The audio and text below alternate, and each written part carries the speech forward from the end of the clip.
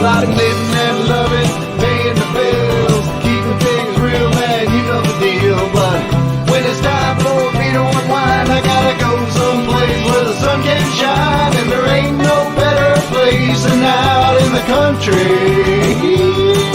There's gold in them hills and I'm gonna find it. It's a sight to see. You can't believe how the color of gold makes you lose control. Well, there's gold in them hills and I've got the fever. And there ain't no other place that I'd rather be.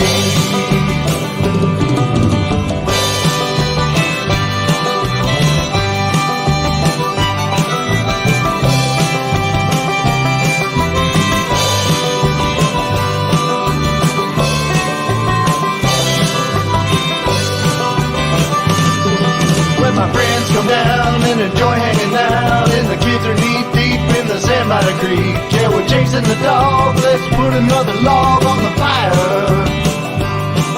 There's times like these that make it all worth the while to me. There's gold in them hills and I'm gonna find it. It's a sight to see.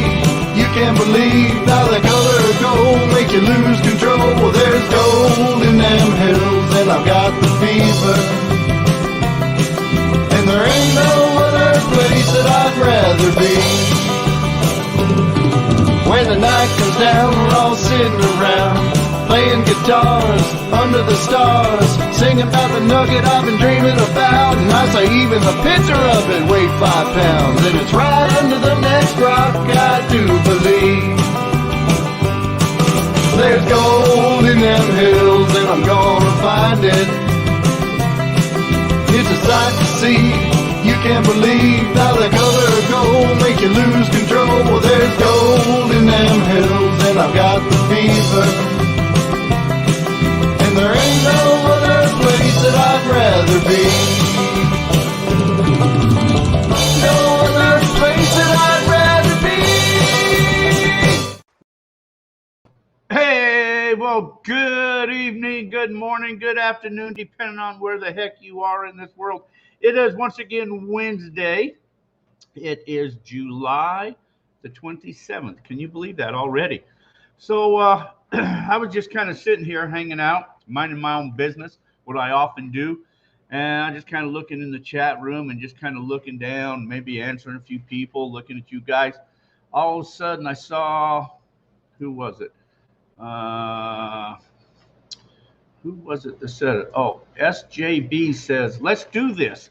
And I said, yeah, we'll be doing this. And I looked up and it said zeros on the counter. And I said, oh, crap, I got to hurry and start this thing. So started the show. But anyway, so welcome, guys. Let's see who's hanging out in here already. I see Patty's Adventures, Jay Bolford, Daryl Lane, SJB, Josh Cooper. Good afternoon, Randy Horn. Hey, I saw your gold, Randy. It's pretty cool.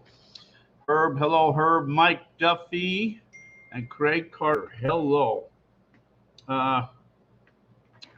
Yes, Craig is a channel supporter. I see him. He's in green. Speaking of that, what's going on here? Let's just go over a few things here. I don't know if I told you last week or not, but we became dealers for Garrett's and the Nocta Macro. And of course, we're XP and Fisher dealers. So if anybody needs any of those detectors and want an awesome price, give me a call. Garrett's coming out with a new machine. They should be coming out with any time. The Axiom, I think it is. It's a PI machine. That's going to be a real game changer with a pulse induction that has a little bit of maybe some discrimination or something on that there. That could be. It's probably going to sell someplace around $3,900. It's only taking pre-orders right now. So if anybody's interested in that, give me a call. Give me a yell. Nothing's happened on this day in history, just a bunch of crap and wars and stuff like that there. Today is National Love is Kind Day, so you should be very kind today. Remember that. It's National Love is Kind Day. It's also National Creme Brulee Day, whatever that is. I've heard that all the time. But it's also National Scotch Day. I don't have any scotch, but cheers, anyways, whatever you may have. Happy day to you. Let's see what else is going on.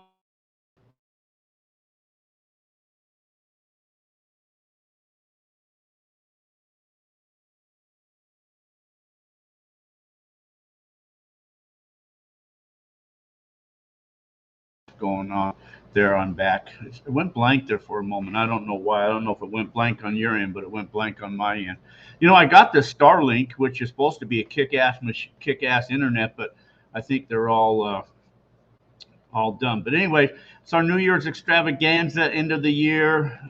We have a lot of fun that year. Have a big party, get together, dig gold, all that type of stuff. So if you're interested, email, give a call.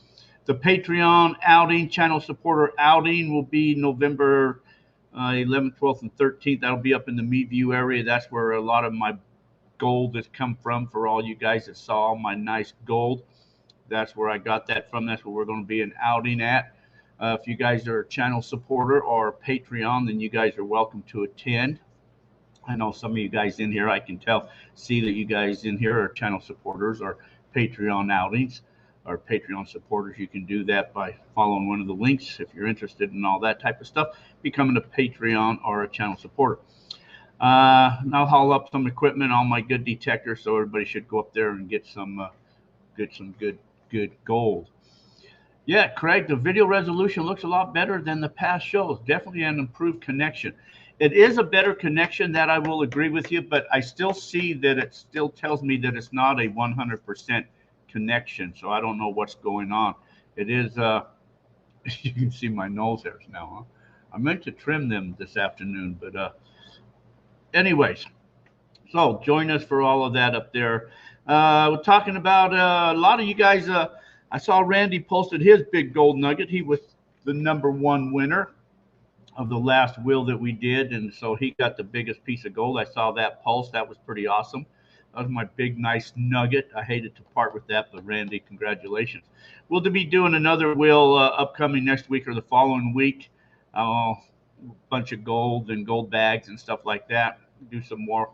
Not sure how that'll work yet, but so stay tuned for that. A lot of people kind of bitched afterwards they didn't get in on it, but it was too late. But so, you know, if you snooze, you lose. You got to get on there early. I'm going up there probably next week, up to the Meadview area again, look for some more gold. They've been getting hammered with rain, so hopefully that'll all work out okay. So other than that, I keep thinking somebody's underneath the desk or something like that, you know. But anyways, so we got us a guest tonight. So we should, I see her sitting over there, just all smiles and everything. So let's go ahead. I'm going to bring her on in now. Let me right there we go. Ta-da! Hey, how you doing? How are you? I'm great. Can you hear me okay? I hear you fine. Oh, excellent.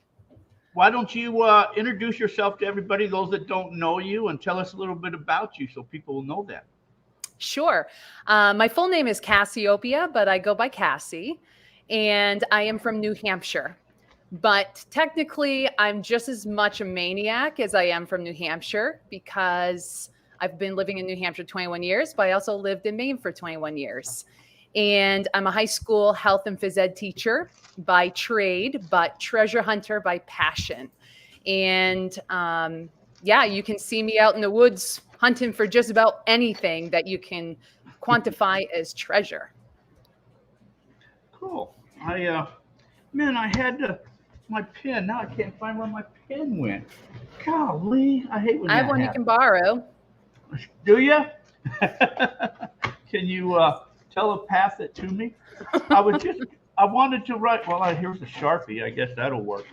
I wanted to write down this very important information that I had right here. Cassie. Okay. I tell you what, because I was talking to somebody earlier today, and I said, yes, and somebody said, who's the guest tonight? And I said, well, it's this girl, Cassie Opia. I said, man, I'll butcher that name. I know I will. Can't be any worse than my 6th grade teacher who purposely, I spilled the water next to my desk, and he goes, oh, Cassie Gopia all over the floor. So I was teased relentlessly for it forever. So it couldn't have been any worse. Okay. I could see that there, but yeah, so I like Cassie there too. So you do all types of stuff, but I saw that you like to treasure, and I saw something that and I heard this last week on last week's show. The lady was talking about it too, and I've never heard that term before. And I saw one of your videos, and you were talked about the same thing, mudlarking. Yes. Well, mudlarking. So up in this region, it was very common for trash to be dumped in water. And so if you lived on a river, you tossed your bottles and your broken dishes towards water. It was always downhill towards water. And so along the Androscoggin River in northern New Hampshire, you can go along the embankments and you can find broken bottles, broken pottery. And so it's digging in the mud areas along riverbanks. You're going to find all kinds of stuff. But I also lived in coastal New Hampshire for most of my 21 years, 19 years of it. And so along coastal New Hampshire, coastal Maine, where the tides come in and out, you also have dumping sites. And so I have found some really great bottles, marbles. I even found a derby car, a wooden derby car that was so far down in the muck and preserved along our coastline that the paint was still intact on it. Wow. No wheels, but I went to a vintage shop and I found this crate with 4 metal wheels on it. So they're like spoked wheels. So I just took the wheels off that and put it on my derby car. Yeah, I saw something about you treasure hunt, and this was something I never thought about before, but you treasure hunt in antique stores. Yes. Oh, absolutely. I think that I'm not as old, but I mean, internet came in about my senior year of high school. But since people are so internet savvy and Google is a really great place to find information, it's a little harder to find that treasure in a antique shop that they haven't already researched and priced it. But the reason why I love to go into antique shops is because I actually make artwork out of my treasure hunt finds. And it's multimedia, and I bring together the rocks, the broken glass from bottle dumps, the vintage item that I found in the antique shop, metal detected finds. Like I find a way to bring it all together into a piece of art. So just asked, do you ever hunt mushrooms? Actually, I have been hunting mushrooms. And I've even been in the woods for other reasons when other people, part of my group, we have mineral clubs up here. I'm sure every state has them, but there are some people that will stop digging for minerals and they'll go hunting for mushrooms. And so I've actually just started learning a lot about that, as well as chaga. What, chaga? Yeah. Yeah.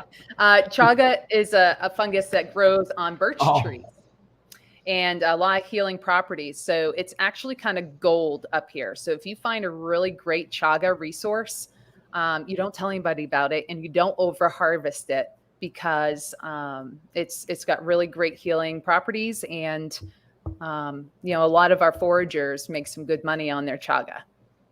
Wow, I've never heard that term before my entire life. Chaga. Well, do you have birch trees in Arizona? That I'm not sure. I don't think so.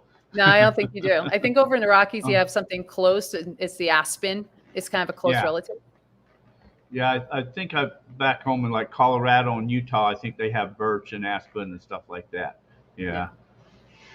I sometimes I watch this show on TV, Naked and Afraid, and shows like that. Alone is another one. Those type of survival type shows, and they sometimes will pick mushrooms and they talk about how they can tell if it's edible or not edible, and that always fascinates me because whether you're going to get high from a mushroom or die from a mushroom or just survive from a mushroom, I guess. How do you tell?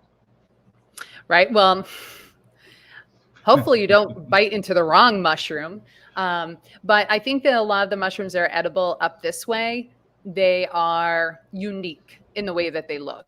I really don't know a lot about digging for mushrooms, but like I said, I have plenty of friends. I have a foraging friend up north that's what she does is she forages and then she sells her products, and she'll forage berries and make her own jams. She'll forage the chaga, and she also forages for mushrooms. And so on occasion I'll get a bag of mushrooms and she goes, "Go ahead and eat these. They're very edible."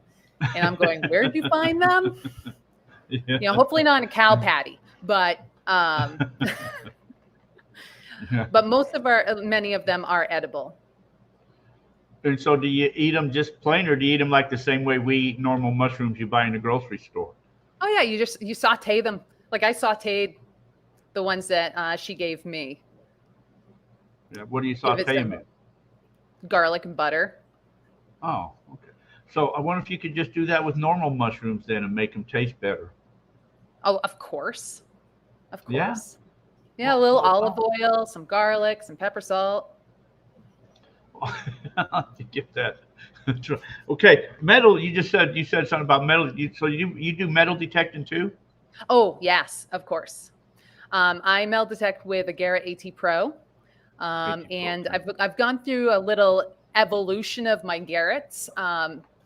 I started about 12 years ago, and I bought a used metal detector from somebody off of Facebook Marketplace. And it was a Garrett, I think 2400, if that sounds like a real thing. It was so long ago, but it was really a machine for finding gold nuggets. Like it was really designed for gold hunting. And, but that's what I learned on.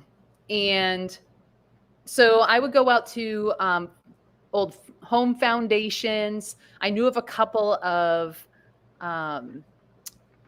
like foundations out on little islands in Seacoast, New Hampshire, but as well as in like southern Maine. And there were a lot of foundations. Sorry, my cat. There are a lot of foundations up in my hometown area as well. And it was actually early on in my metal detecting days that I joined a Facebook group page in New Hampshire called Stealth Diggers, and I made a lot of connections that way. And one of the connections I made is by far one of my best friends, but he lives in New York. And I have been so fortunate that a majority of my metal detecting is out there with him and tagging along with him on his permissions. So I went from 19th century home foundations to Revolutionary War battlefields. And so it's almost like when I go and start metal detecting some of the foundations that I usually go to, I'm like, oh my gosh, this stuff is just too new. Because I've become accustomed to finding Native American metal and, Rev War metal. And on the New Year, I found a French Biscayan axe head, which were the earliest of axe heads in the United States and traded with the Native Americans. So, yeah, I'm all over the board with my metal detecting. Well, no, that's pretty cool. That see out here, I mean, you guys on that East Coast, you guys have like the old battles and stuff like that. Here we have the gold stuff, and that's, I mean, I guess there was military stuff that went on out here, but not like you guys had back there on the East Coast. So I kind of envy you guys. I wished I could get out and do a lot of treasure hunting back in there because that'd be kind of cool. Yes. Yeah, we are sitting on a gold mine.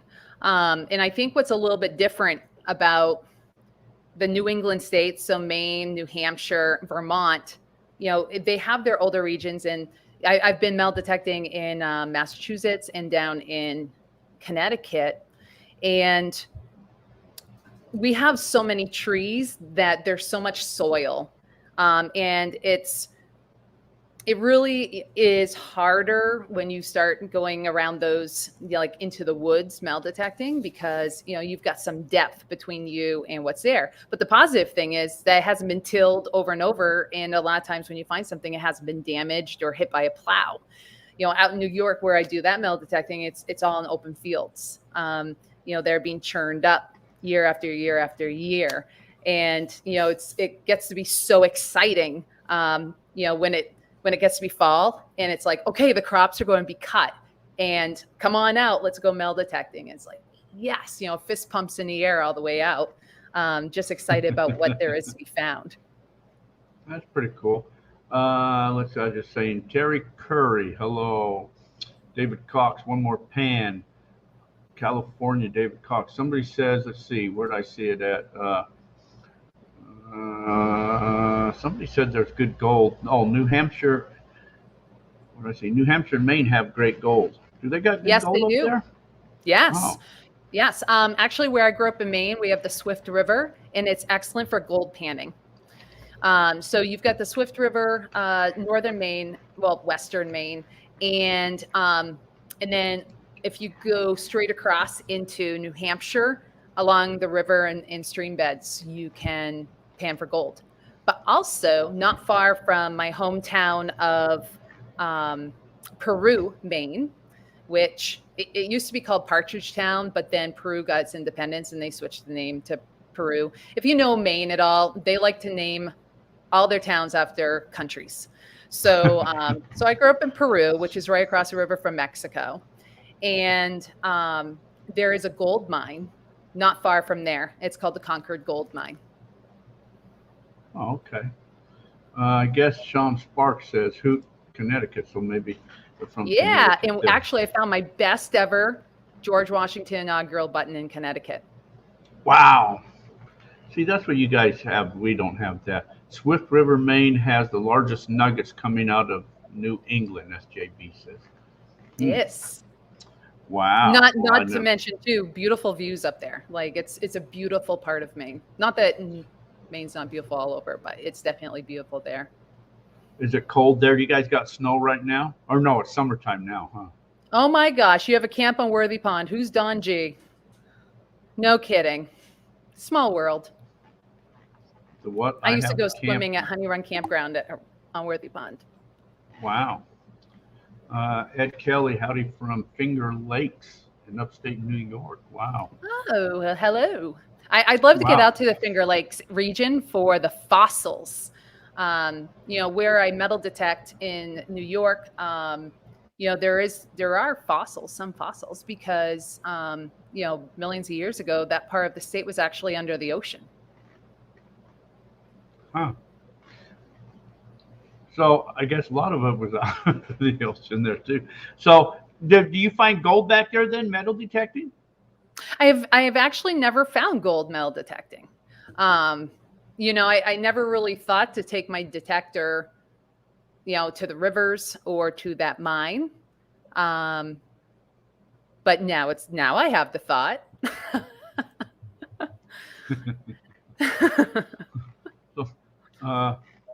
Ed says fossils in turtle stones. I don't know what a turtle stone is. Ooh. I don't know if that's something from back there or not. Right, I was a rock hound from birth. So I was gonna say I did see that too. That you like to collect gems. Yes. My parents are rock hounds. My mother, when she was in high school, her biology teacher was in charge of a mineral club for the high school, and that's how my parents got into it. So when I was in diapers, I was in a quarry. Legit, like I was in the quarry. So I grew up almost every single weekend, spring, summer, digging in quarries. A lot of these places are now closed to the public. So in order to have access to a lot of the great quarries, you really do need to be part of mineral clubs. And I'm currently part of 3 clubs. I'm part of the Northern New Hampshire, Southern New Hampshire, and Southern Maine Mineralogical Society, because they host field trips on weekends where some are free and some you pay a fee, but you can go digging in the quarry. So like this, I have a couple right here. I don't know if you can see this, but this is green tourmaline, a green tourmaline terminated crystal from Mount Micah. Wow, you found that? Yes. So this is a green tourmaline, and then this is a pink tourmaline. Wow. Very opaque. And then I have a whole jar full of little pieces of watermelon tourmaline. And so a watermelon tourmaline is when you have green and pink tourmalines that combine together. And they're normally green around the outside, and the core is pink. Wow, I think we got black tourmaline out here. Yes. Do we? Is there black tourmaline? Well, black tourmaline is one of the more common tourmalines. Oh, okay. Yeah. And so your two most abundant minerals on the face of the earth are quartz and feldspar. But black tourmaline, I think, comes in probably third because there's a lot of it. You see it a lot. Well, yeah. See, now we do have the quartz out here because quartz is associated with gold, and so we do have a lot of that. Yeah. Yeah. And your feldspars and what else? Granites and your epidote. All that is gold association type stuff. So that we have. Right. Well, New Hampshire is known as the granite state, and that's because Oh. we have a lot of it. And so this is a piece of smoky quartz crystals. These are from Moat Mountain in Conway, New Hampshire, and Moat Mountain actually has a public digging area where you can go. Yes, thank you. Where you can go and you can dig for crystals like this. And smoky quartz crystals, a lot of times at Moat Mountain, will also have Amazonite, and it's not as pretty as that Colorado Amazonite. And Amazonite is a blue, like turquoise colored feldspar. And ours is pale in comparison to Colorado, but our smoky quartz crystals are just absolutely gorgeous in that region. Sean Sparks says he finds black tourmaline in Connecticut all the time. I was just digging in a quarry 2 weekends ago where there was an abundance of terminated black tourmaline crystals. And the only downside to black tourmaline is unlike the pink or the green or even the blue tourmalines, black tourmaline tends to be brittle. And so if you can find a nice terminated black tourmaline crystal that is not brittle, keep it for sure. Because a lot of times they end up flaking apart on you. Well, you got some pretty. So you kind of mentioned how you got started and how long you were doing this here, and so I guess you kind of mentioned how you got started. How I got started with all of my treasure hunting? The treasure hunting, the whole aspect of, some people may be into car collecting, some people may, but you went into treasure hunting. So I was just kind of wondering when you kind of got started in that, Yeah. So like I said, I'm a rock hound from birth. So I've been collecting rocks since I was in diapers, toddler, teenager. Somewhere in my high school years, I kind of stepped away from it maybe for a year or two because it was the uncool thing to do. And I didn't want to be too weird in comparison to all the people who loved bullying me. But I still wore Star Trek ties to basketball games. So I'm not sure what my reasoning was. But it has been my passion. And so that's where it started. Somewhere during my teenage years, I also found a bottle dump across the street from our house where I found old Turner milk bottles that were embossed for the Turner Creamery in Maine. And that burnt down a long time ago. So I gave those bottles to my mom, but I then had an obsession with digging for bottles. And so from my teenage years, that came the rocks in the bottles. About 12 years ago is when I picked up my first metal detector. And that has been just as much of a passion of mine. So a lot of times when I go to some of these quarries, like there's a quarry in Randolph, New Hampshire, that's for quartz. And it was mined during World War II for the clear quartz for the radios. And so I'll bring up my metal detector up there because when that quarry was being mined, it was being mined by people from the 1940s, 1930s for the clarity of that quartz. There's a Burl location that was mined in the 1800s for the beryllium. And so I'll bring my metal detector up there because you have no idea what you're going to find. I had the opportunity to dig for slag glass over at Stoddard factory. And if anybody is familiar with Stoddard glass, it is some of the oldest glass in the United States. It's very famous. And if you can find a bottle, it's highly collectible. And so I've got a whole bunch of shards. And, this is one of my nice big pieces of slag glass from Stoddard. And it's got How do you know it's that type of glass? because it was on the property of Stoddard. No, I meant okay, that's the only place you can get it at is there? Oh. Well, unless you find some broken Stoddard bottles in, a dump or a river or privy, that's a possibility too. But I know my slag glass is definitely Stoddard. And so the only rule was that I can collect, but I can't sell anything. But I brought my metal detector there as well. I did a great job finding all kinds of nails and beer bottle caps.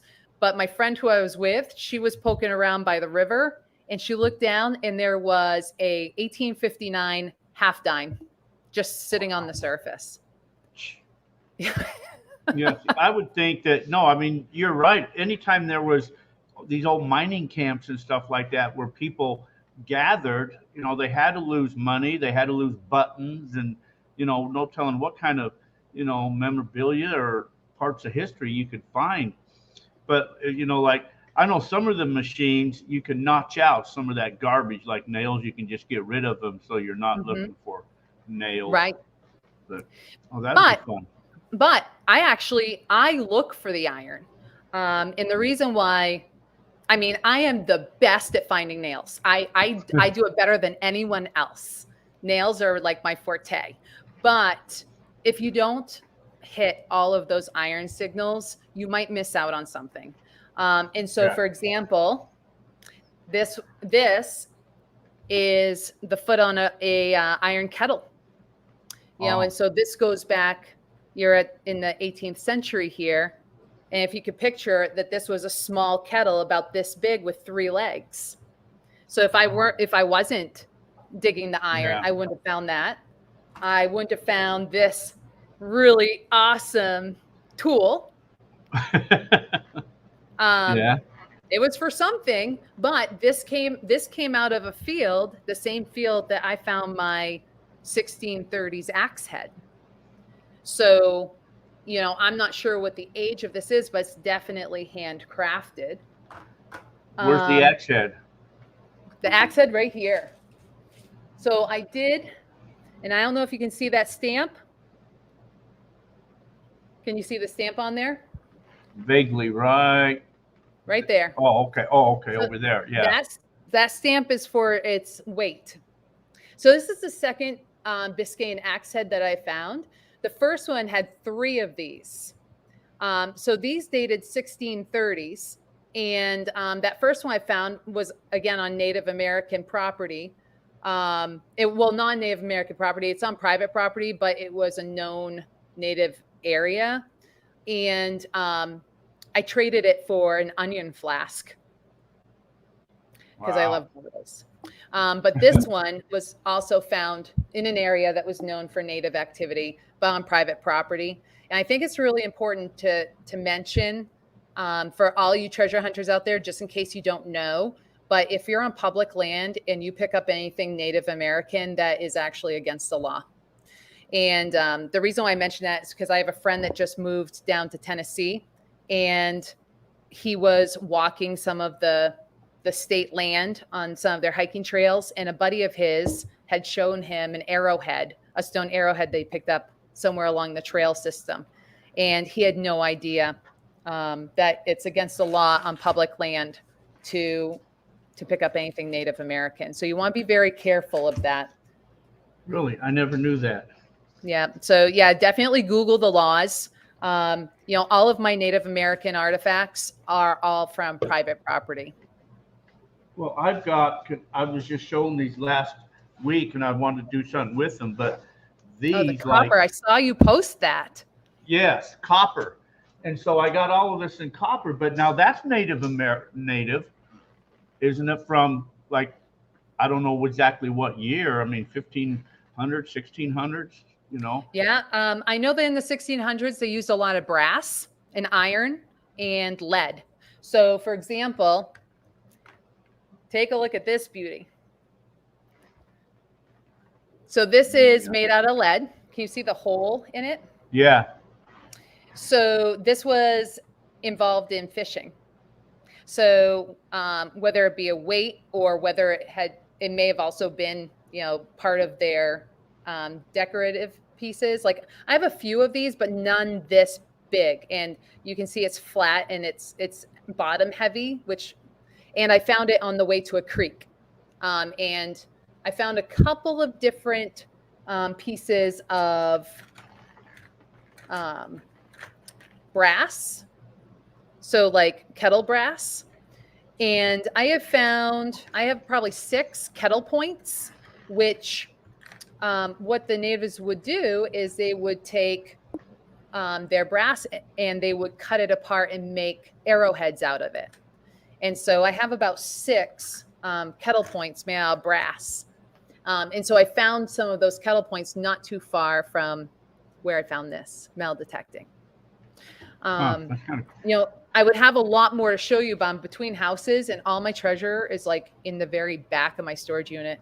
So I only have what I have found in like the last 8 months to show you. Still- But so I wish I had those with me to show you what a kettle point actually looked like.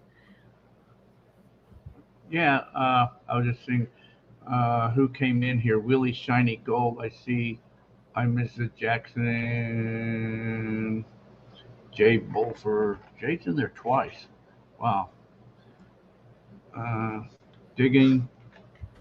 I agree, enough Daniel. treasure. I just definitely Google it and look into it. And another thing that I learned is that in the state of New York, like if you find gold, you have to turn it into a state because it's the state's property. That was something else. So What? yes, so that's what I found out. So definitely want to take a look at your state's laws around, historically significant or semi-precious items. So I was told if I ever find anything gold, like while metal detecting out there, never say anything about it. Wow, I have not found anything gold, so I'm on the clear. I never heard that. I know that up until I think it was 73, 74, it was illegal for U.S. citizens to own or possess gold. But after that, it was legal to own gold. So I don't know why they wouldn't let you have gold. Yeah. I mean, Well, definitely look into it. I haven't looked up the law myself. I was just told that. But it basically was any gold in the state of New York belongs to New York. So you have to turn it into the state of New York. well, I guess if you're on, yeah, I don't know how that works. We have public lands out here, I guess, so it's a little bit different if you don't have public lands. But the stuff I found, I mean, that was up in Michigan. And I guess wherever they're at, the Indians or whoever, they're going to use whatever material they have to do their arrowheads, or whether it's flint or whether it's copper or everything I got is all made out of copper. And that was Right. all up Well, that would make sense for where you are, though, because that was copper, in Michigan. I found all that up in Michigan. Oh. Up in the upper UP is where I found all that stuff at. Mm-hmm.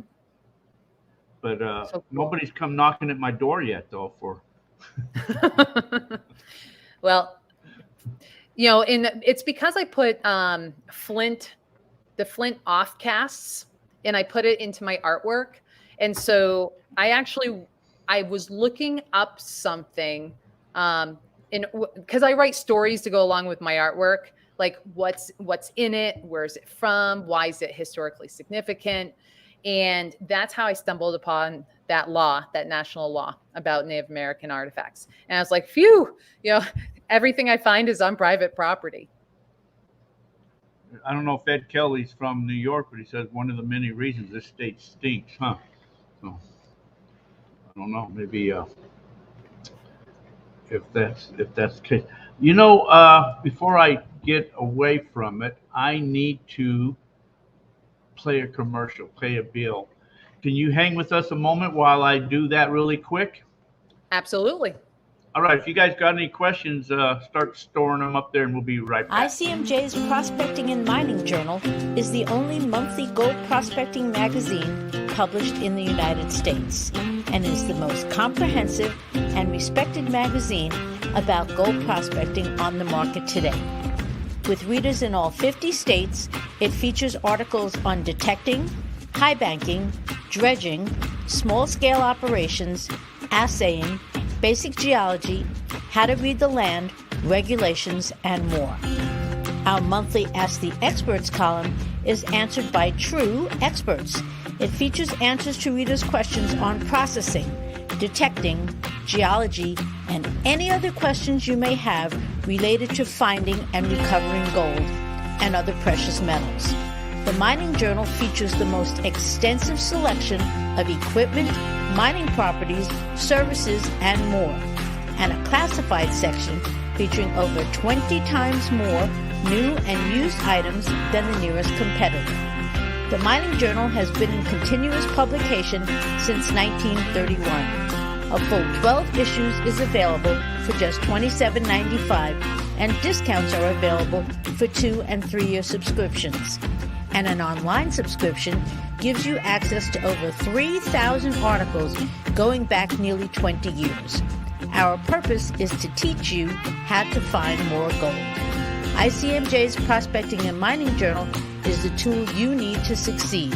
It's time to raise your gold prospecting knowledge to the next level with ICMJ's Prospecting and Mining Journal. Give us a call at 831-479-1500 or visit www.icmj.com. That's www.icmj.com.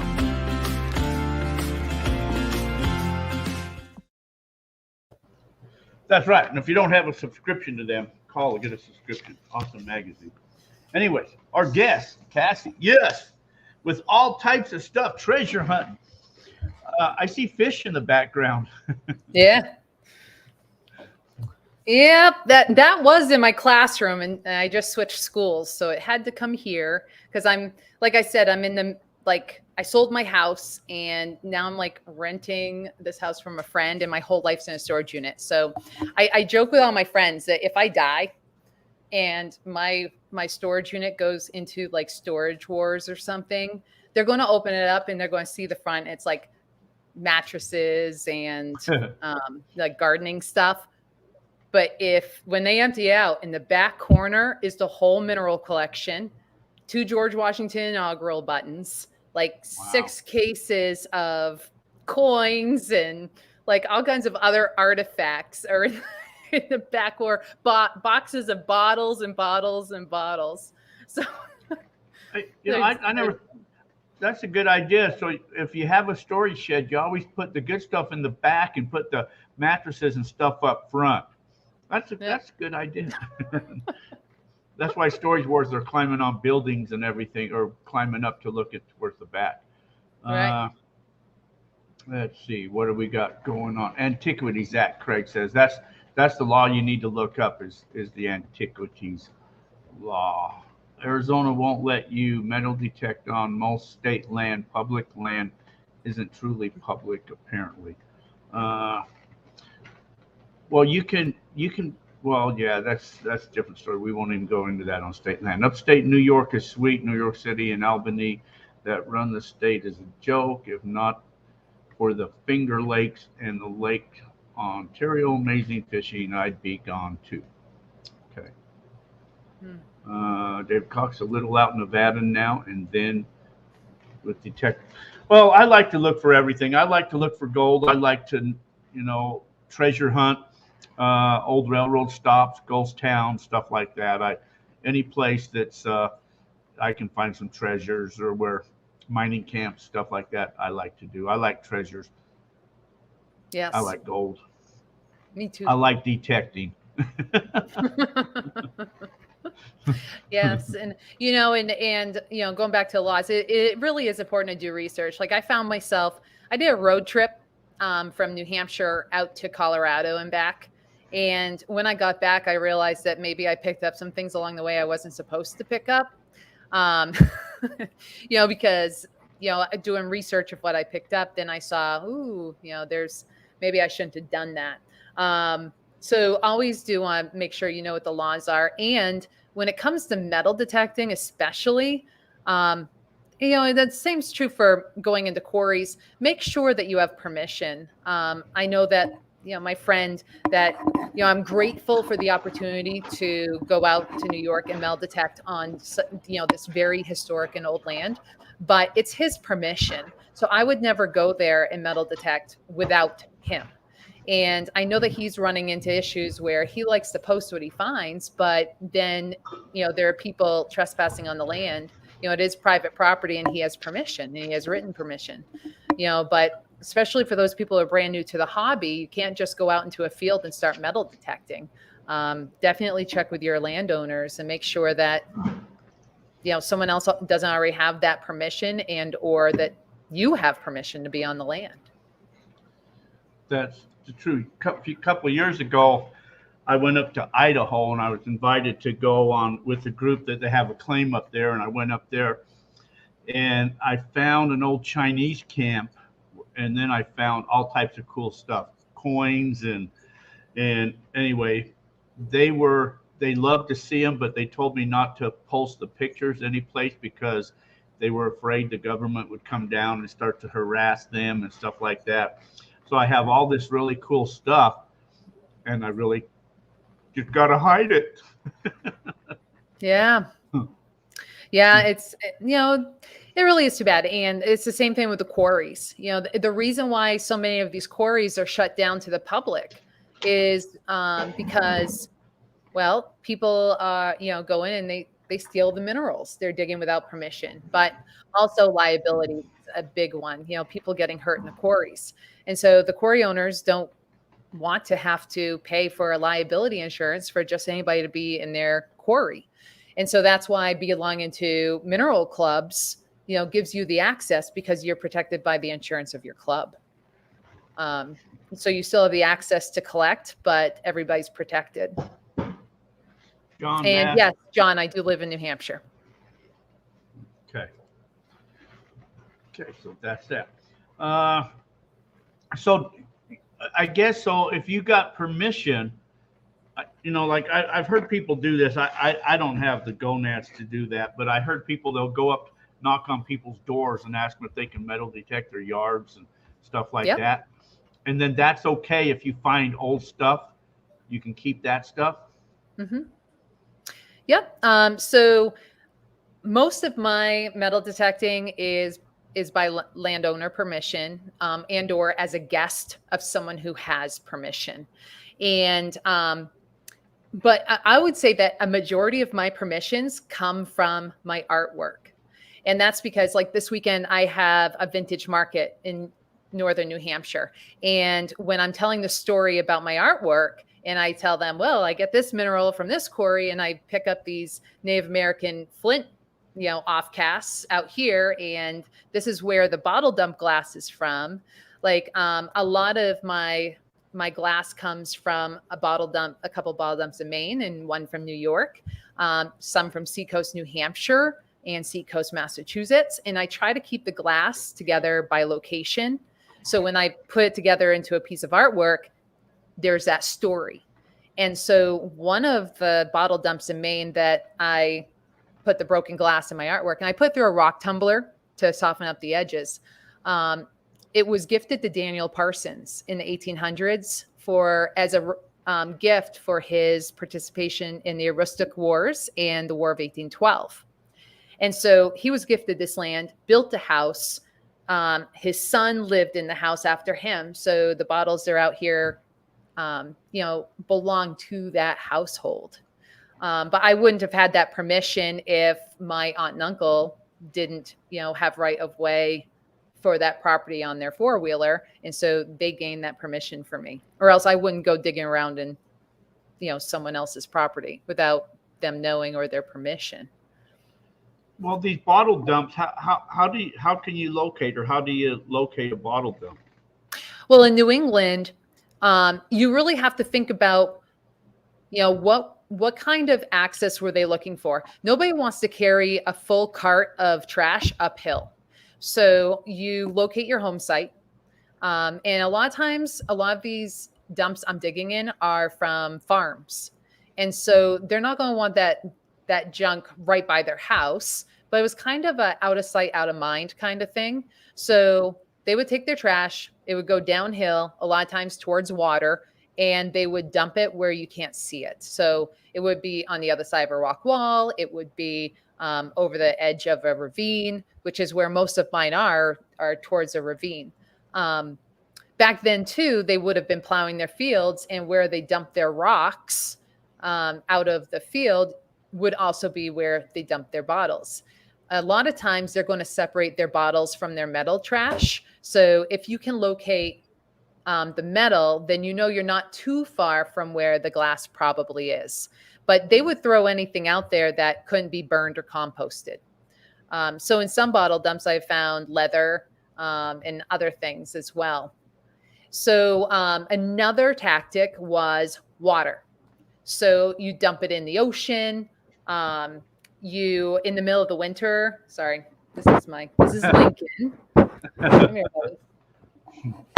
He's a big cat. Wow. We call them bobcats out here. Well, he's known as a Highland lynx. So he's about 25 pounds of fluff. Yeah, his name's Lincoln. Angus was up here too, but I got rid of him. So in the middle of the winter, when the rivers were frozen over, or the lakes or the ponds were frozen over, you take all your trash and you put it in the middle of the water.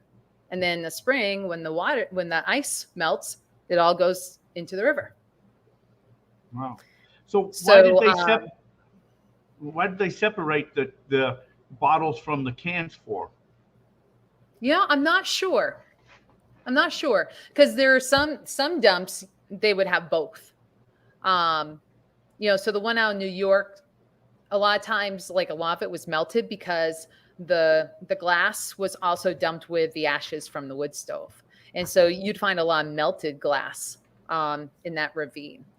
And but out in Maine, I've noticed that most of the bottle dumps I've visited, they're separate. The metal is in one area and the glass is in another area.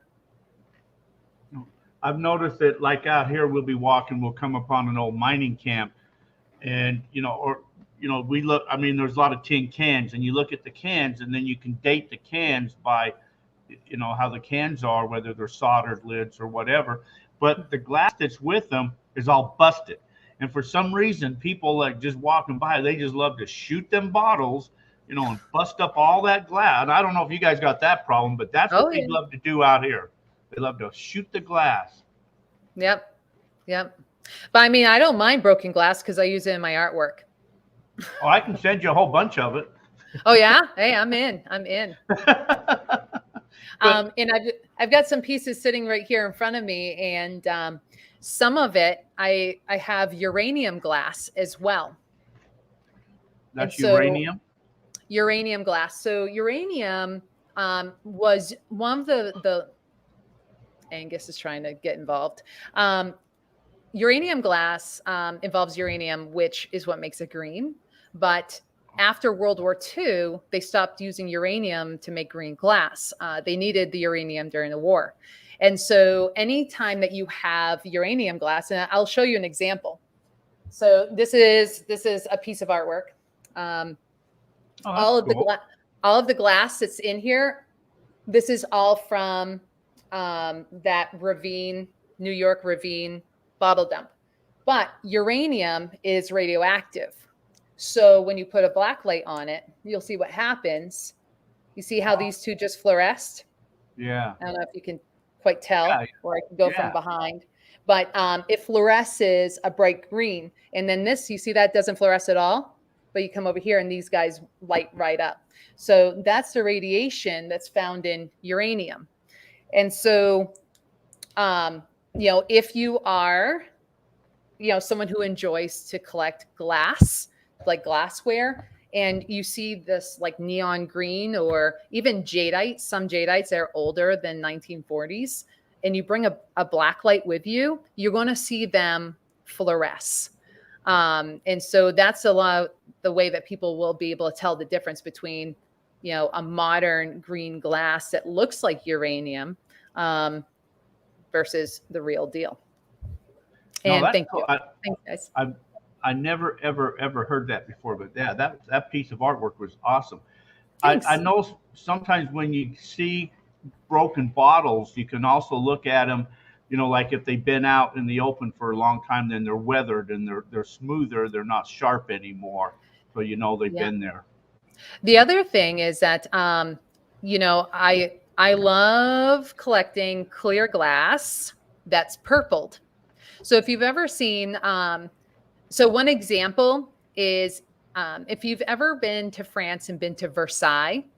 Versailles is the Sun King's summer camp, which is like a huge palace.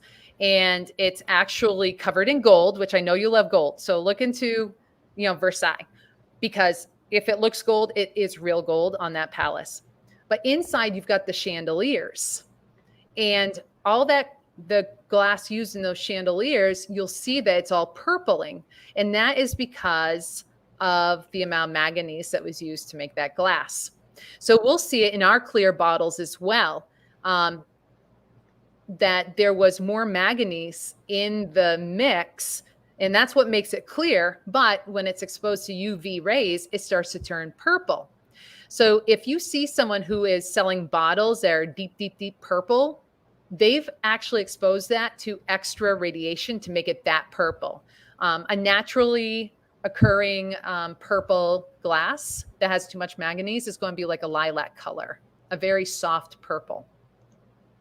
Well, I know under the sun, I've got a bottle here that somebody gave me this bottle a while back.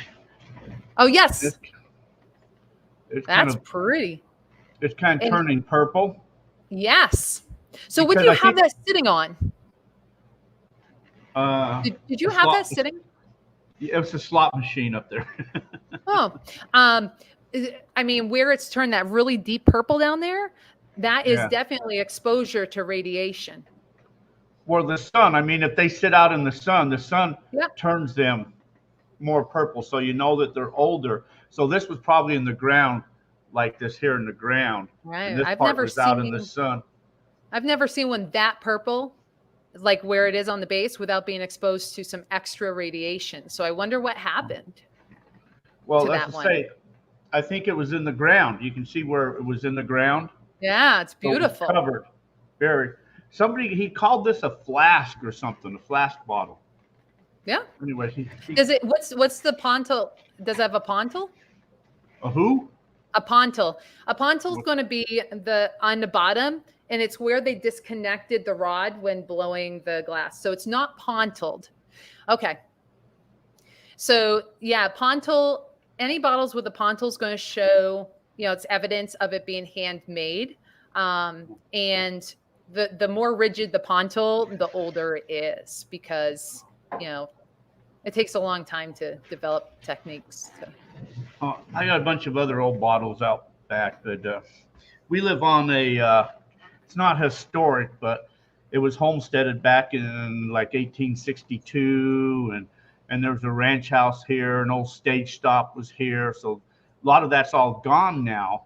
Now it's just a campground, but there was a lot of that history that was here. So there's bottle dumps and can dumps, and no telling what's on this property that we have not found yet.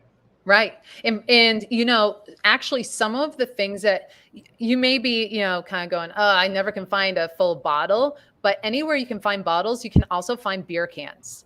And beer cans, I want to say the earliest beer can is like 1953 or something like that? Does anybody know this? But there's a big market for beer cans. And, especially very early beer cans, you can find those pretty much in bottle dumps as well. Up here in New Hampshire, we do have a collector. I do not know him personally, but my friends who are big bottle collectors do. And he found like a $20,000 beer can. Wow. Like he is basically paid for his house through beer cans. And it's not just turning it in for the deposit. It is like he found the mother lode of, really awesome beer cans and paid for his home. So you were talking about beer. So I just went and got these are bunch of horseshoes, but I wanted to show there was something in here if I can find it. And the cone top beer can, I know a place here in New Hampshire where they're all over the place, but like you were saying a little bit earlier there, Jack, people like to shoot them. So like they're out sitting there in the woods, these cone top beer cans full of bullet holes, and you're going, ugh. Yeah. Now I found this on the back of the property. This was in a can, and I threw the can away and it kind of rattled, so I kept it. And it looks like a bottle. Look, to me, what this looked like is when we were kids, they had those little wax bottles that you'd bite the top off and suck the Coke or whatever out of them. Yeah. That's what it looks like. And there's a ring on it.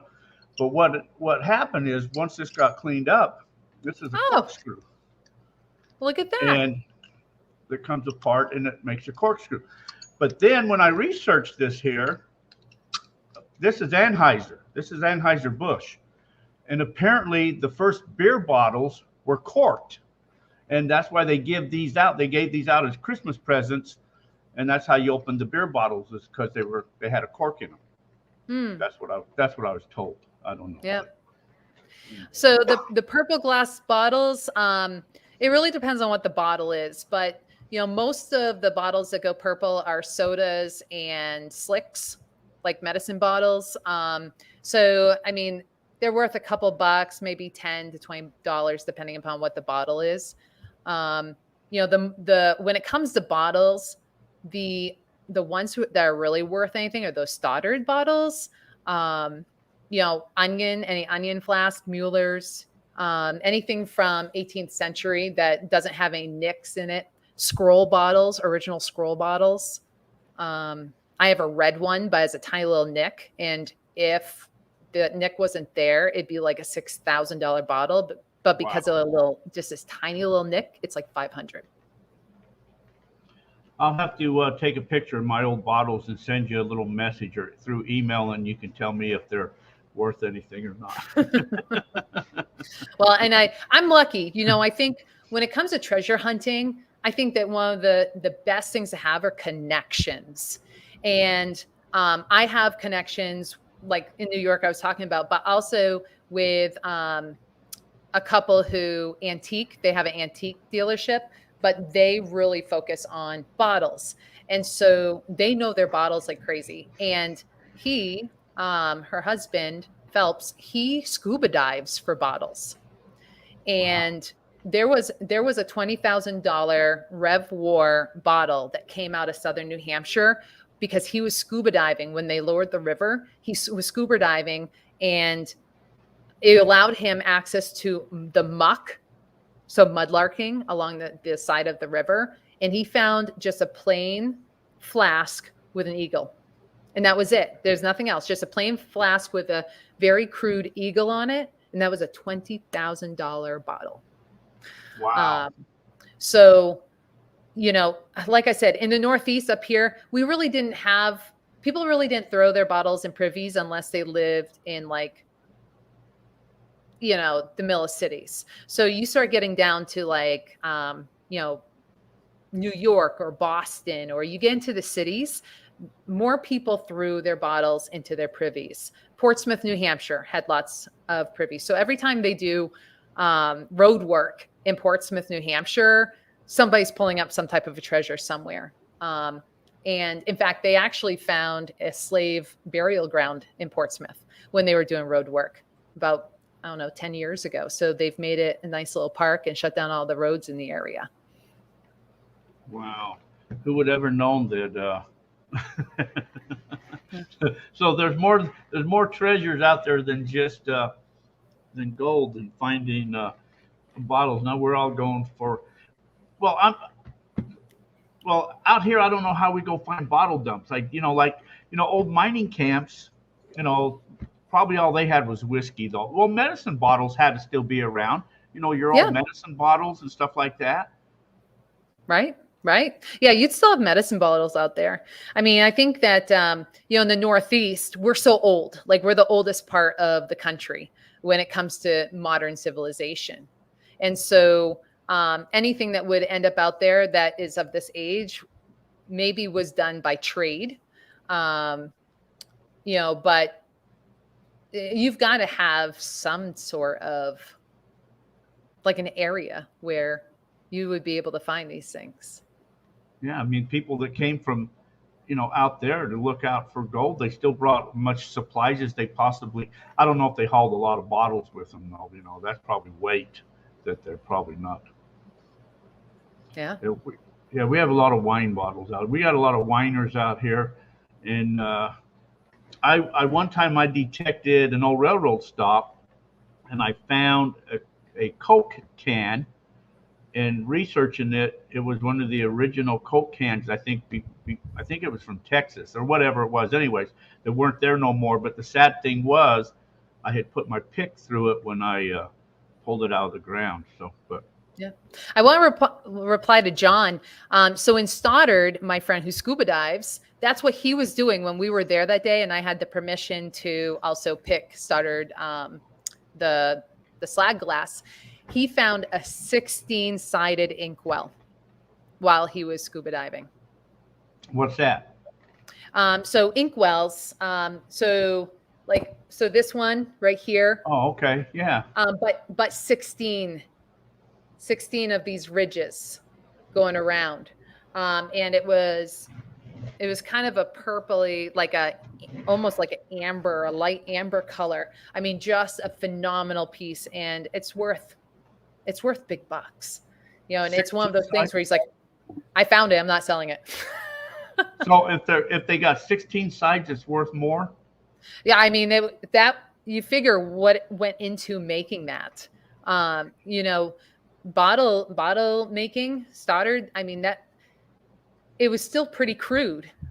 Making glass was still pretty crude in the United States at that time, and so if you look at European bottles like inkwells, you're going to see that they've got a really rough edge. So this is not one, but up here they'd have a rough edge. Well, it wasn't broken. It was made specifically that way so that they could get the ink off of their quill or, feather.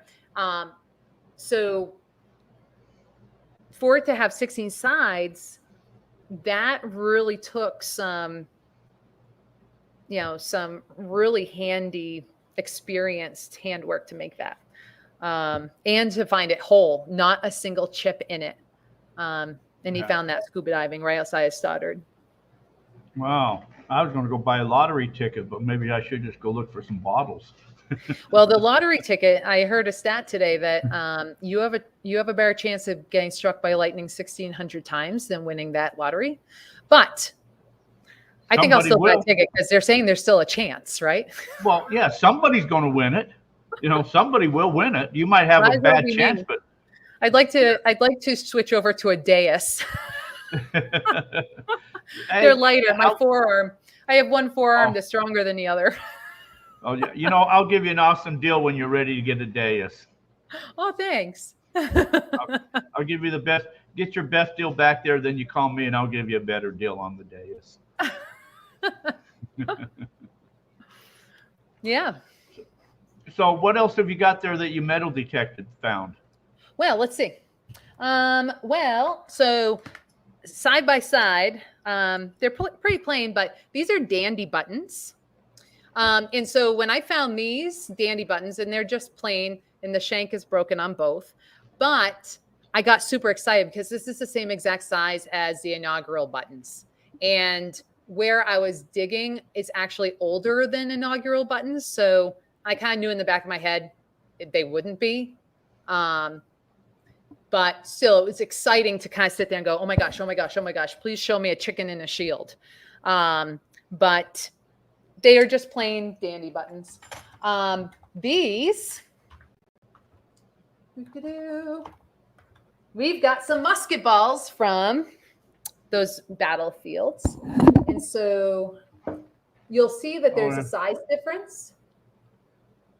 All right. Can you see those? Yeah. All right. So these ones are British. British ones weigh heavier. They're a larger. This one's a British one. This one, if you can see, it's slightly smaller. I just don't want these rolling down, but it's by weight. So this is an American. This is British. So on this battlefield, these were pocket drops when they were battling each other from across the field. And again, this is private property. And this is one of the smaller battles that happened as part of the Revolutionary War.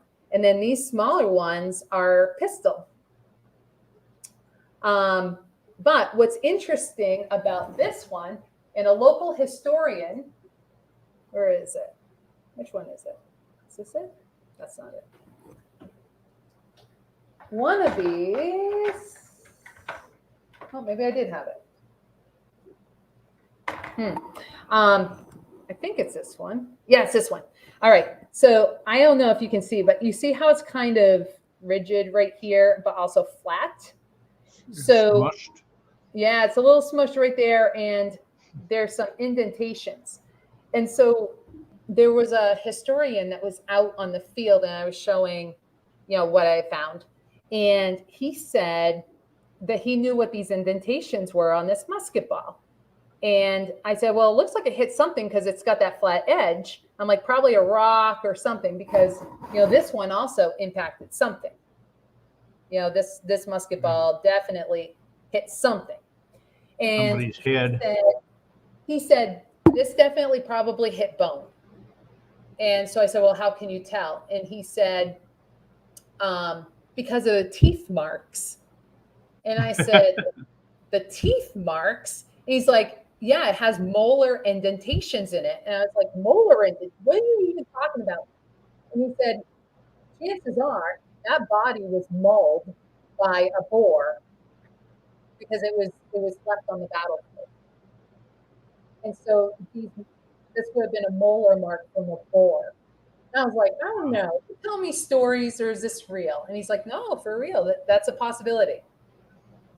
Wow. Oh, I hit the wrong one. This is the one. This is the one. Whoop, find my camera. Molar marks.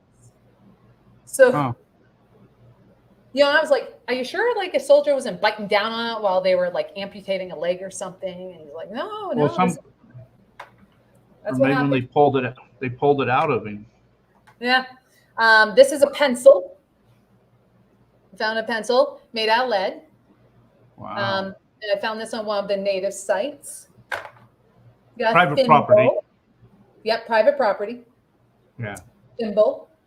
That's the key word now. I got to remember that. Yeah, private property. Was the key word. It was on private property. And this was a Jew harp. And this is one of the reasons why I dig my iron, especially on native sites. Yeah. Wow. A Jew's harp. Yep. So I got a real one of them somewhere. You do? Yeah. I do. So mine's out of iron, but my friend out there has found them made out of brass. Really pretty.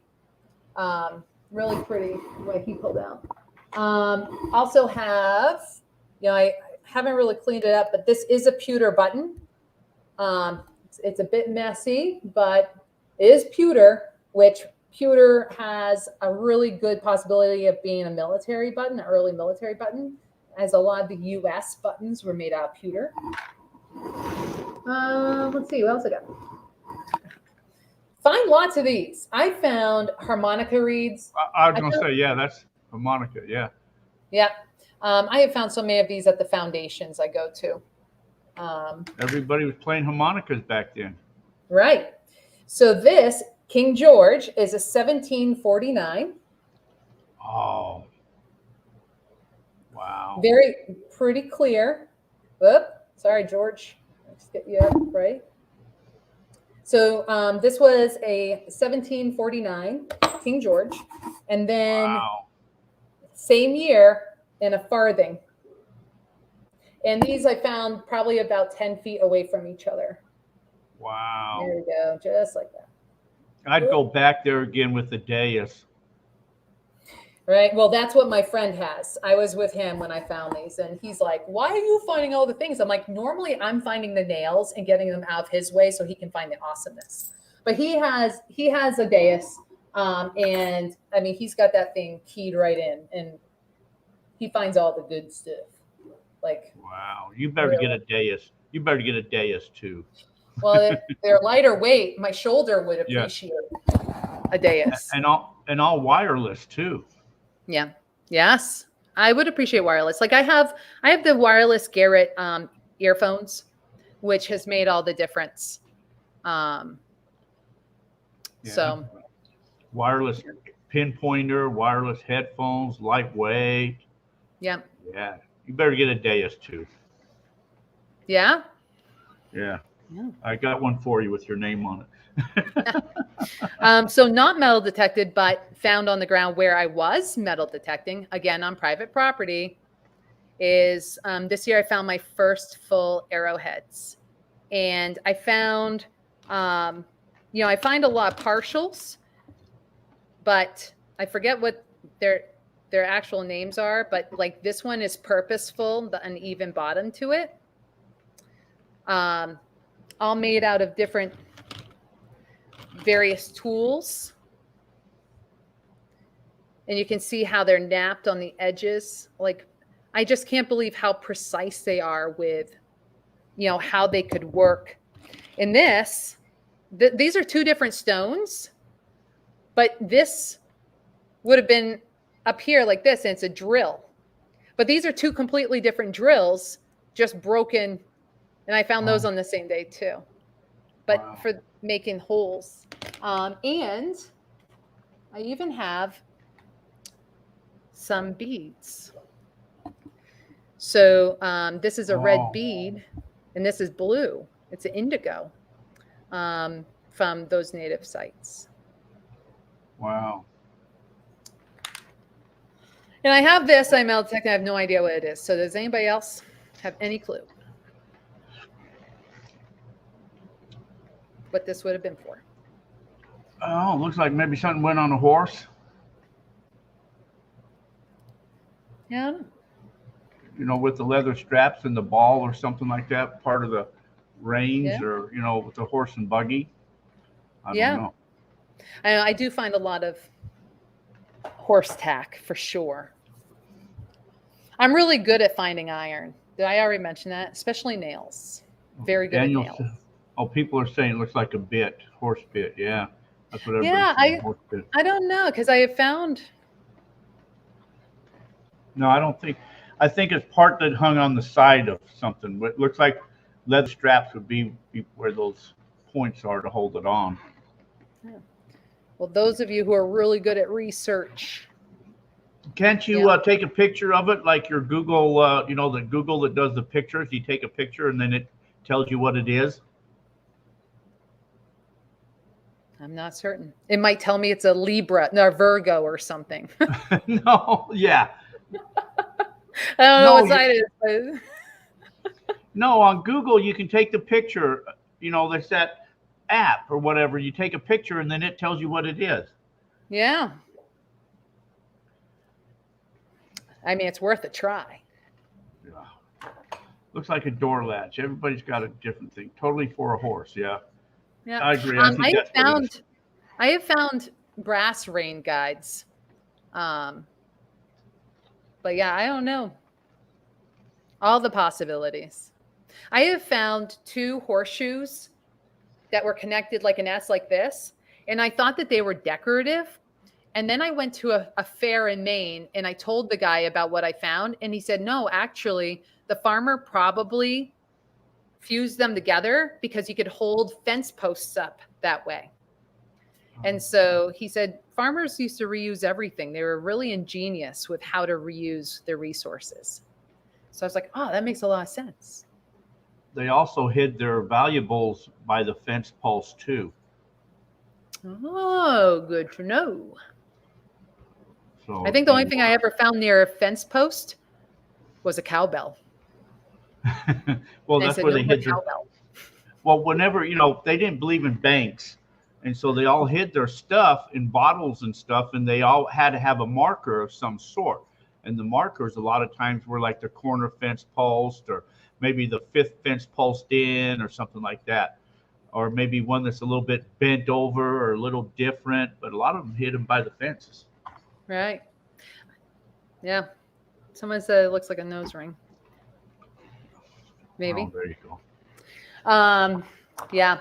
So some of my favorite local finds here in New Hampshire is I found a token, and on it, it said 50 cents off of a purchase of $10 or more at a clothing and tack store in Portsmouth, located at 3 Congress Street. And it was F.S. Hay was the name of the store. So I looked that up online, and it actually closed in 1905. But not too far from where I found that token, I found a 1860s boot revolver leaning up against the base of a pine tree. And at first I thought it was a toy gun, but the thing's got a serial number and it's still loaded. But like all of the wood is off, but you can see in the revolver part, you can see the chambers are fused in. Wow. So out of everything you like to done that you talked about, the metal detecting, the bottle dumping, the mud, what's your favorite thing that you love to do? Oh, gosh, I feel like this is a sinful question. I think that, well, I don't know.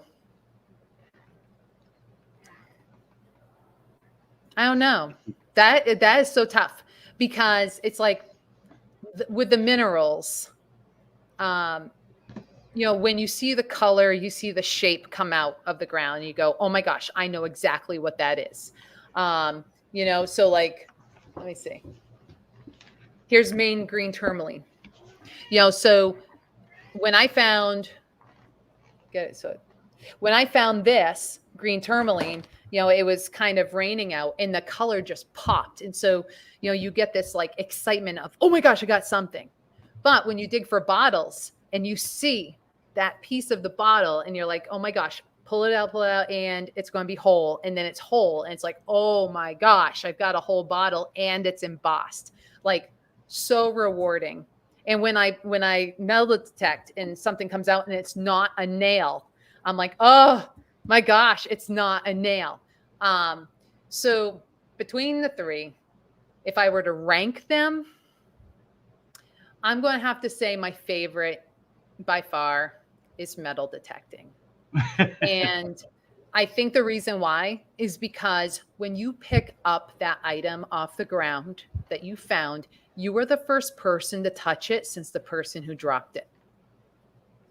And so, like, when I was in Connecticut and found that George Washington inaugural button, early in the call, I said, I'm a teacher. Well, I take students overseas in the summer.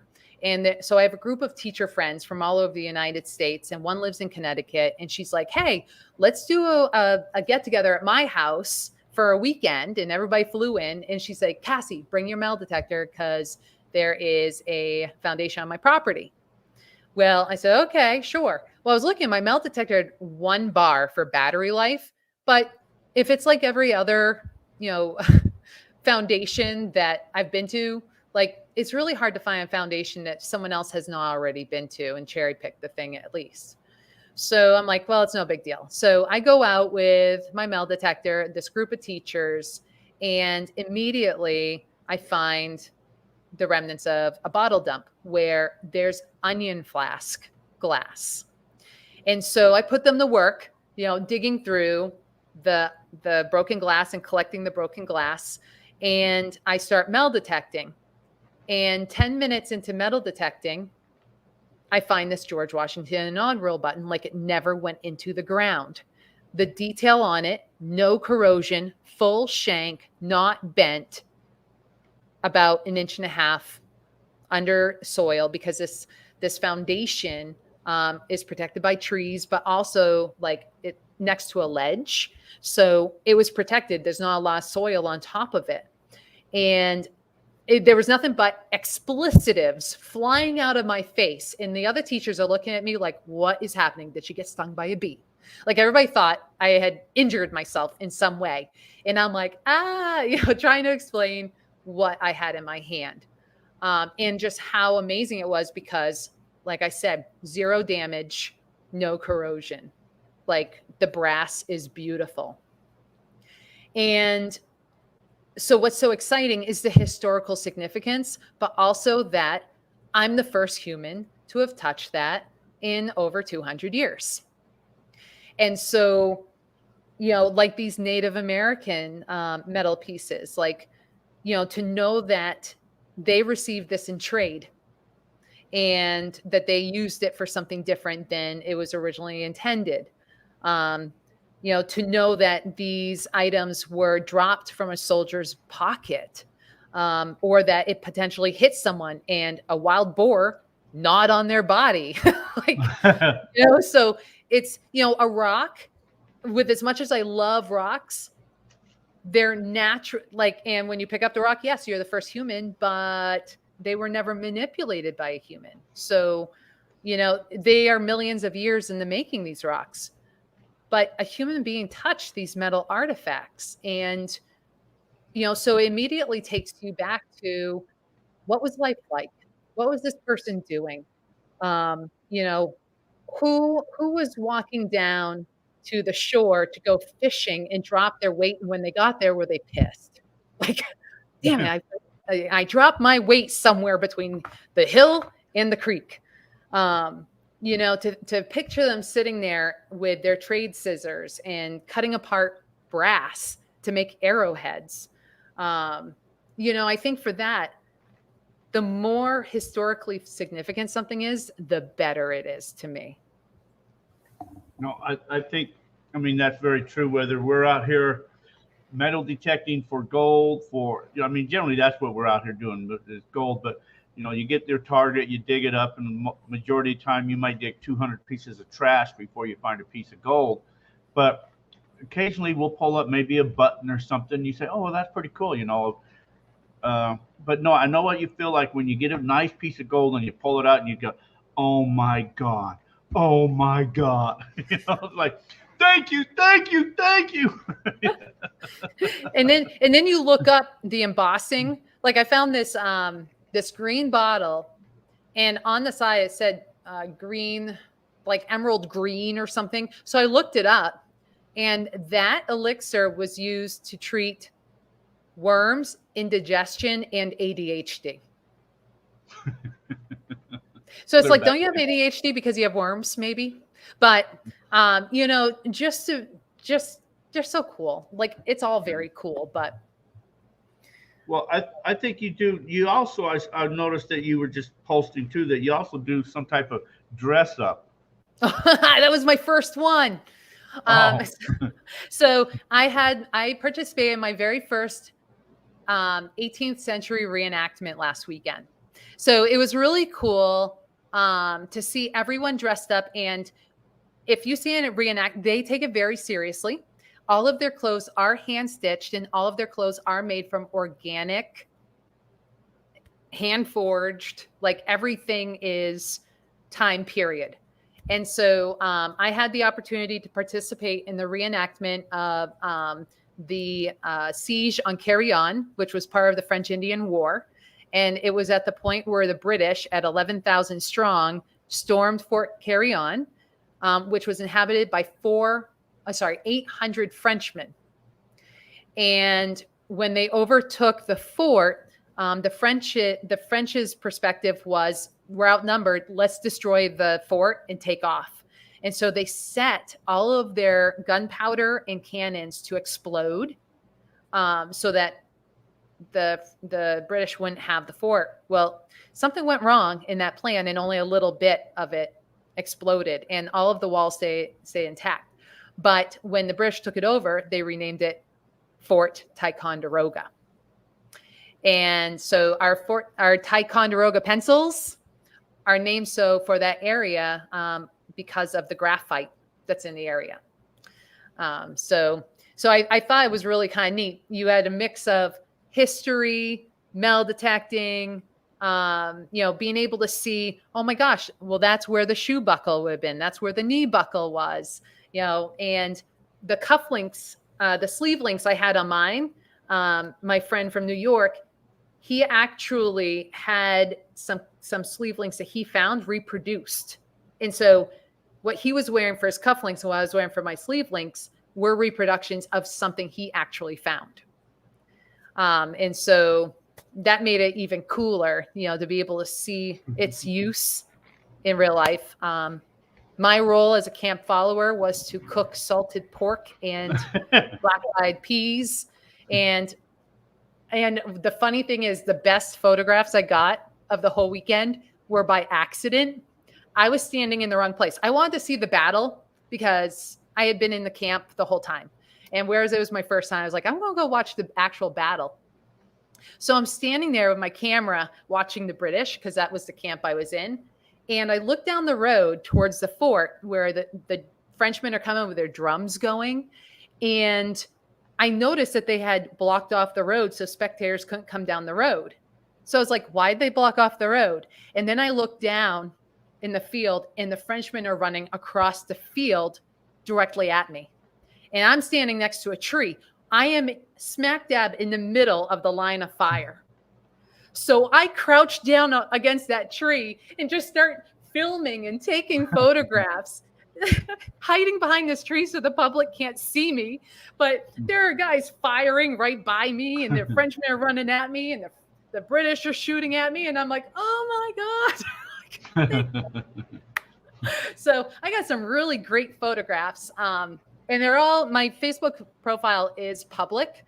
So if anybody wants to check out, you'll just Google put my full name into Facebook, but you'll see the pictures I took. But just picture me crouched beside a tree, dressed in 5 layers of 18th century women's wear. That was. I saw your dress. So that's what you have is the Facebook page. You don't do YouTube or anything else. No, I do have a YouTube, but I'm so brand new and so inconsistent. So what I do have on my YouTube is some of my artwork, like telling the story of my artwork piece by piece, because each one's different.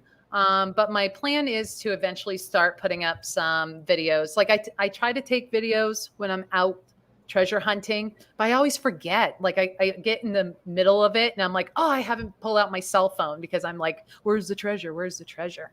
So it is something I'm working on. But I do post pictures. My Facebook page is like everything I do though: teacher life, social networking, photography, treasure hunting. It's like my cats, the dogs, so you'd have to sift through it. But I have that. I have Instagram, and TikTok is another one that I'm trying to do better at posting. I did do a little video on the reenactment, and on Instagram, it's at 10.3 thousand views. So I'm like, wow. Does that make it famous now, or when is it famous? Well, it sounds like you do an awful lot. You got a full plate. Yeah, I love it all. And photography to me is a treasure too. And more recently, because of TikTok, damn that app, I'm looking at dollar bills. So I have here a trinary. So on your dollar bills, it's worth $2 instead of $1. But there are only 3 numbers used in the serial number. So now I look for bills that have 3 digits, 2 digits, but also looking for birthday notes. And the birthday note is going to read like a birthday. So it would start with the month and then the day and then the year, but it's got to read correctly. So 1023-1995. And so that would be a birthday note. So now I'm into, every single time I get a dollar bill, I'm looking at the serial number to see if I have a star note or one of those. Now what do you mean they only got three three digits, like the 1, 2, or 0, and that's all they are, Yeah. and they just repeat? So yeah, so in this one, I've got 6, 9, and 4. So the number is 696999944. So those three digits, those three numbers repeat throughout the. So what if you get one that's got 4 numbers then? Is that worth more? I don't think it's as cool. But there is a Oh. website I found. There's a website. I can't remember what it is, but you can Google, because Google's an awesome tool. But it's how cool is your dollar bill. And so you can go to this website and put in your serial number. And it'll tell you just how cool your bill is. And mine was 92% cool, just so you know. Yeah, but now they got your serial number, so they're reproducing them. Maybe. Yeah. All righty. Well, I know you're late back there on your East Coast back there, so we'll start to let you go here. But wind things down.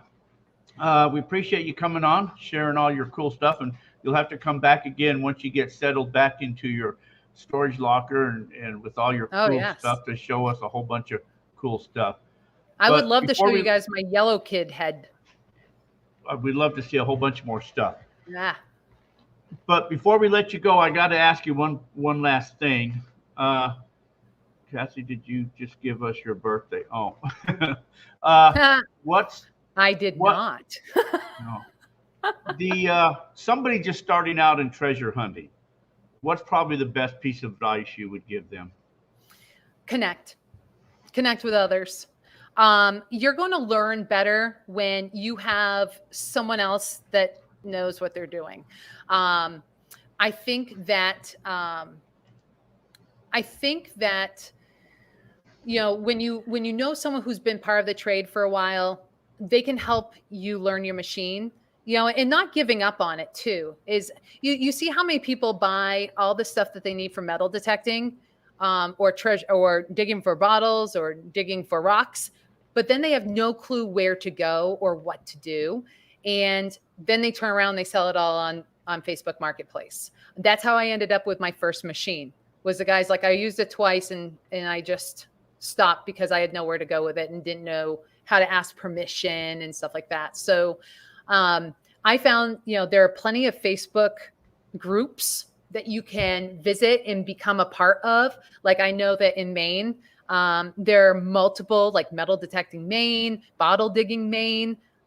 New Hampshire has the Self Diggers. That's where I started and where I made my connections. So, when you make those connections with other people, you also they're sharing their knowledge. So, when I hold this up and go, what the heck is this thing? And they know what it is. And they can feed you the history of it, and it gains in the value. So I would say, connect with others, learn how to do research. My friend in New York, that's what he does. He spends all winter doing massive research, and know that you're not just going to stumble into a quarry and know exactly what you're looking for. Like, so when it comes to mining, Mindat, MINDAT, .org, I think, or .com, one of the other. But Mindat is an excellent resource to find locations and know exactly what you're looking for. Join mineral clubs. That's a great way to get connections. Most of my connections for where I metal detect now for permissions is because I make artwork out of what I do. And so, when I'm explaining, they go, oh, hey, I have a bottle dump in my yard. You want to come pick it? I'm like, yes. Or they go, oh my gosh, I have a farm built in 1720. Do you want to come metal detect it? And I go, yes. But when a property owner offers like that, or you ask permission, always offer to allow them to have it first.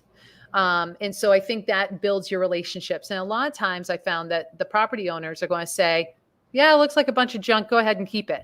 But, on occasion, they do. They want to keep something that ties the past of that house to the house. And that really should be the expectation. If you are metal detecting on someone else's property, it should be a given that the property owner gets first say of who gets to keep what you find. That's very cool. Well, thank Well, you. it seems like people are good. Yeah, somebody threw in somebody said advertisement. Yeah, so, every now and then you get those spam, whatever they throw in I there. know. So Somebody said, "Did you give us your birthday?" And then all of a sudden, it was all these dating sites. I'm like, yeah, I am single, but not yeah. falling for So that one. you gotta hurry and when you see that, you gotta hurry and block them and knock them out of there. That's all they're doing. They're just yeah. Let's see. And I thank you, blocked it everyone. I before. see your, thank you for the compliments. Hey, well, we appreciate you coming on and hanging with us, Cassie. It's been fun, and we wish you much success and luck into your future. And hopefully, you'll come back and join us again sometime. Absolutely. Absolutely. Thank you for having me. Hey, thanks for coming on. You have yourself a great evening. Take care. Thank you. Good night. Goodbye. All right, I want to thank Cassie coming on, and now I'm going to find the outro here, if I can find where it's at, to end this show. It is right there. Anyways, want to thank all you guys coming along, hanging with us. You guys can go back, listen to the show. You guys listen live. Of course, you don't have to put up with the advertisements. Those that go on and Google it or watch later on, if you come in late, of course, you put up with the advertisement. If you're not a channel supporter or one of my subscribers, appreciate if you go subscribe to the channel. And if you want to be a Patreon or a channel supporter, you can go do that too. But come to the outings and stuff like that. Anyways, want to thank you guys coming along, hanging with us. So, hey, until our paths cross again, you guys all take care of Hey, yourselves. everybody, there's nothing to lose. The boss has had you working like a barred mule. But the weekend's here, it's time to let out a yell. Let yourself go, people, let me tell you, there's nothing else like it when you're out here feeling this good. Everyone wants to go. Everyone wants to go. It's all about getting out, and it doesn't even matter if we're fine to go. 'Cause everybody wants to go to my drinking hole. The gold rush days are here. I'm scratching and digging, looking for a begging man to love that country air. And the feeling that I'm getting, no other compares. What I'd like to do is find a nugget or two. But it's all good when I'm here in the woods. Everyone wants to go. Everyone wants to go. It's all about getting out, and it doesn't even matter if we're fine to go. 'Cause everybody wants to go to my dredging hole.